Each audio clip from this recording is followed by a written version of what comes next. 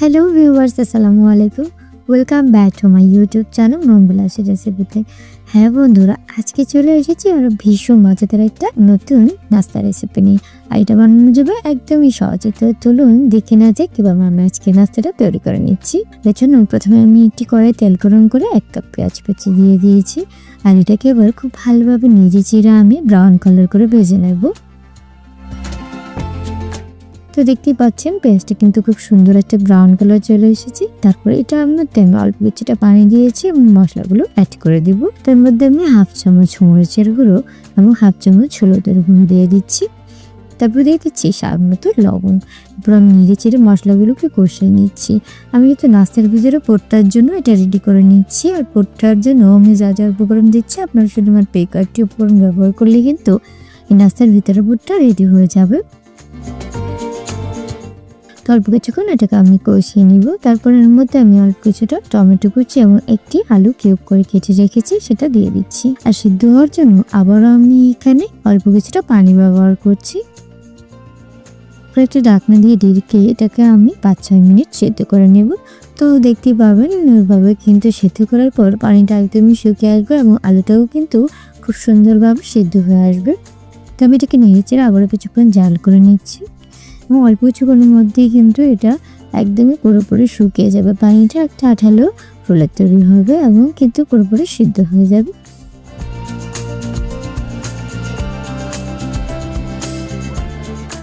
তো তারপর সবশেষ আমি কিছুটা কাঁচামরিচ ব্যবহার করছি এর মধ্যে, ভীষণ সুন্দর একটা ফ্লেভার আসবে। তো নেড়ে চেড়ে সবগুলোর সাথে এবার কাঁচামরিচটাকে কিন্তু মিশিয়ে নিচ্ছি।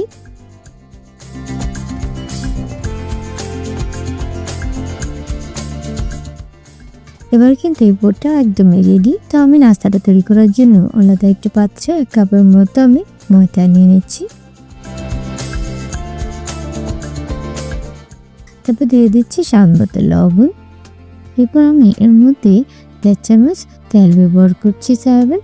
তো হাতে খুব ভালোভাবে কিন্তু আমি এটাকে মিক্স করে নিচ্ছি। তো ভালোভাবে তেলটাকে মাখিয়ে নেওয়ার পর এর মধ্যে আমি অল্প কিছুটা করে পানি দিয়ে একটা পারফেক্ট ডো তৈরি করে নেব। তো দেখতে পাচ্ছেন আমি অল্প অল্প করে পানি অ্যাড করে দিচ্ছি এবং এটা কিন্তু ডো তৈরি করে নিচ্ছি। তৈরি হয়ে গেছে ডোটা। এবার আমি কিছুক্ষণ এটাকে রেস্টে রেখে দেবো। আর তার জন্য উপরে আমি কিছুটা তেল মেখে একটা ঢাকনা দিয়ে এবার ঢেকে দিচ্ছি। আমি এটা আধা ঘন্টার জন্য রেস্টে রেখে দিব। তো আধা ঘন্টা পর আমি ফিরে এসেছি এবং এটাকে আবারও কিছুক্ষণ কিন্তু মথে নিচ্ছি এবং কয়েকটা লেচি তৈরি করে তার মধ্যে থেকে একটা লেচি আমি নিয়ে নিচ্ছি এবং হাত দিয়ে কিছুটা কিন্তু রাউন্ড শেপ করে নিচ্ছি। যেহেতু এটাকে আমি তেল দিয়ে নিয়েছি তার জন্য কিন্তু হাত দিয়ে এটাকে খুব সুন্দরভাবে রাউন্ড করা যায়। তারপর বেলুনের সাহায্যে আমি একটুখানি এটাকে রাউন্ড শেপ করে নিয়েছি, বেশি কিন্তু বড় করবো না রুটিটাকে। তারপর একটি চামচ দিয়ে যে আলু পোটটা আমি তৈরি করে নিয়েছি সেটা এবার মাঝখানে রাউন্ড করে দিয়ে দিচ্ছি। তো দেখতে পাচ্ছেন আমি এবার কিন্তু চারপাশটাকে সমানভাবে হাত দিয়ে আমি এটাকে সুন্দর করে চারপাশে দিয়ে দিয়েছি। এবার এক পাশ থেকে আমি উল্টিয়ে অন্য পাশ থেকেও আমি উল্টিয়ে মুখটা বন্ধ করে দিচ্ছি। তো দেখতে পাচ্ছেন এটা কিন্তু একটা মিনি মোগলাইয়ের মতো তৈরি হয়ে যায়। এটাকে অনেকেই মিনি মোগলাই কিন্তু বলতে পারেন আলুর। তো এভাবেই কিন্তু আমি কয়েকটা নাস্তা তৈরি করে নিয়েছি।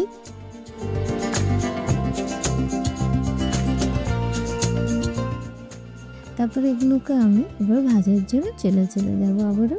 আর এই জন্য আমি চুলায় প্যান বসিয়ে তাতে তেল গরম করে নিয়েছি। এটা কিন্তু ভাজার জন্য বেশি তেলের প্রয়োজন নেই। এটা আমি অল্প কিছুটা তেল গরম করে নিয়েছি এবং এর মধ্যে দুটো করে দিয়ে এবার আমি ভেজে নিচ্ছি উল্টে পাল্টে। একদমই অল্প সময় কিন্তু এটা তৈরি হয়ে যায়, খেতে ভীষণ মজাদার হয়। আপনারা দেখতে পাচ্ছেন একবারের মধ্যে কিন্তু উল্টে পাল্টে আমি এগুলোকে ভেজে নিয়েছি। আর কতটা সুন্দর ব্রাউন একটা কালার এসেছে তখন কিন্তু আমি এগুলোকে তেলে নিচ্ছি। আর প্রত্যেকটা আমি নাস্তায় কিন্তু এভাবে ভেজে নিয়েছি। ভিতরে একটা পোট থাকার কারণে খেতে কিন্তু ভীষণ মজাদার হয়। ছোট বড় সবাই বা অতিথি আসলেও আপনি কিন্তু এই নাস্তাটি ব্যবহার করতে পারেন। খুবই জনপ্রিয় আর দেখতে এতটা লোভনীয় হয় যে কেউ কিন্তু ভীষণ পছন্দ করবে। আমি কিন্তু সময় পেলেই নাস্তার জন্য বা সকাল বিকাল চায়ের সাথে এই নাস্তাটা বানিয়ে ফেলি। খেতে অনেক বেশি মজাদার হয়, পরিবারের সবাইটা ভীষণ পছন্দ করবে। তো আমি চেষ্টা করেছি সহজ উপায়ে এবং অল্প কিছু উপকরণে কিভাবে নাস্তা তৈরি করা যায় সেটাই তোমাদের সাথে শেয়ার করার জন্য। ভালো লাগলে অবশ্যই আমার চ্যানেল সাবস্ক্রাইব করে দেবো। দেখাবো নতুন ভিডিওতে। আল্লাহ হাফেজ।